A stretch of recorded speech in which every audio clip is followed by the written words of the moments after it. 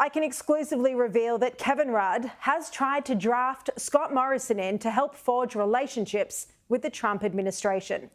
There's even been discussion of an informal special envoy role. This comes as pressure mounts on Anthony Albanese over his captain's call to appoint Rudd to the critical role of ambassador in Washington. In a recognition that Rudd will struggle to build bridges with President Trump, he's been cultivating his own relationship with Scott Morrison over many months. He even launched his book in the US back in May. Multiple sources have told me that Rudd has been asking Morrison's assistance in dealing with the Trump team. My understanding is that Morrison won't give up his new business ventures. He's unlikely to accept any formal role as a special envoy that would mean representing the Albanese government. But he will help Rudd informally with ties to the Trump administration, particularly when it relates to AUKUS and Australia's national interest.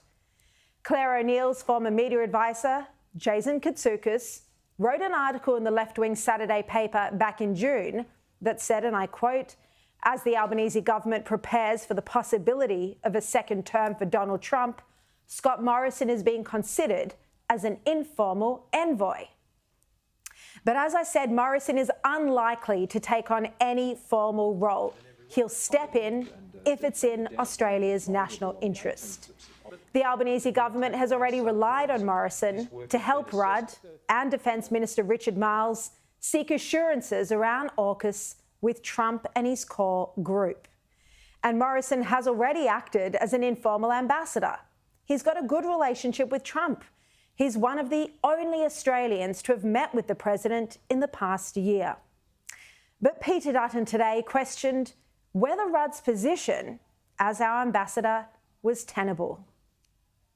The ambassador has to have a functional working relationship with the administration, whether that's a Democrat or Republican administration. Of course, it's not just Mr Rudd. I mean, we're talking about Mr Albanese and Senator Wong and others in the Labor Party who have seen fit to criticise President-elect Trump. Our former ambassador to Israel, Dave Sharma, he's on my show tonight, and he also questions whether Rudd's job as Washington ambassador is sustainable. More and more public commentary is emerging of him not just being mildly critical of Trump and his administration, but quite personally nasty and vindictive. And this is the person who will be the president of the most important security strategic alliance partner of Australia. And that full interview coming up shortly. But given his past comments, Rudd should be the last person to be representing Australia's interests. Rudd described Trump as a village idiot in 2021. So as that changes in China's favour, and as the United States in the last 4 years has been run by a village idiot. We revealed that on the show last night. It's been in the news everywhere today. In the past, Rudd also said that Trump was not a leading intellectual force. And Donald, as we know, is not a leading intellectual force. You looked at a Trump rally and how many angry white men there are in those rallies. I mean, there were so many comments, you wouldn't have enough time to play them all. And so this is what, quite understandably, Donald Trump and his daughter-in-law, Lara, have said about Rudd so far. I don't know much about him. I heard he was a little bit nasty. I hear he's not the brightest bulb, but I don't know much about him. But if he's at all hostile, he will not be there long. It's a pretty tough comment to say. And I think the problem oftentimes is when people say those things and don't have a change of heart, it's kind of hard to have a position like that where you'd want to keep someone who said such nasty things about a person. And those Trump comments, of course, were from his interview with Nigel Farage back in March. And Trump's inner circle aren't going to be inclined to do Rudd any favours either. Ambassador Rudd should know that we got his number. He is trying to worm his way back into the good graces. He's been very critical of President Trump in the past. And that was an interview I did with Steve Bannon in February. Now, there are claims that there have been discussions in Labor circles about whether to shift Rudd to the role of ambassador to the United Nations. Rudd would strongly resist such a move. It would be seen as a major demotion. Now, despite the crisis talks behind the scenes, Anthony Albanese and Penny Wong have publicly doubled down. They say they'll keep Rudd in the role. Is Kevin Rudd the right person to be US ambassador? Yes. He is a former Prime Minister, a former Foreign Minister. His experience and skills mean he will be able to work closely with whomever.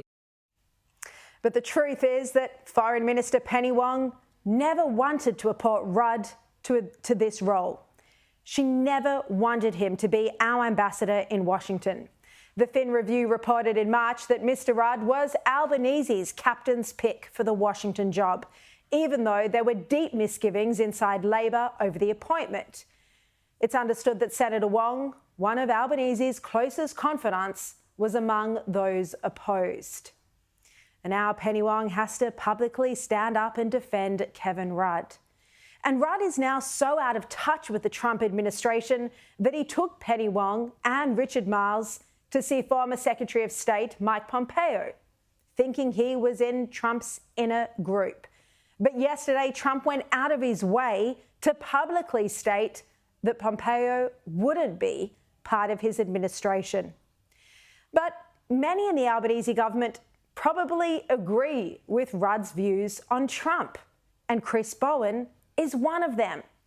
He wrote a book. Well, you can't really call it a book. It's only 40 pages long, so it's more like a pamphlet or a long pamphlet. He wrote this in 2021. It's called On Charlatans. And in it, he writes, Donald Trump was the worst president in United States history. His incoherent response to the COVID pandemic has cost hundreds of thousands of lives. He clearly put narcissistic self-interest ahead of his country. That's Chris Bowen saying Donald Trump was the worst president in US history. And he also writes in this long pamphlet that he knew how to beat the likes of Donald Trump, Chris Bowen. He even compared him with the Nazi known as German Fox. This is from Chris Bowen's book. He wrote that Bernard Montgomery famously kept a picture of Erwin Rommel on his caravan wall as he fought at El Alamein. So he had a constant reminder that he had a formidable foe and to help him meditate on what the opponent would do next.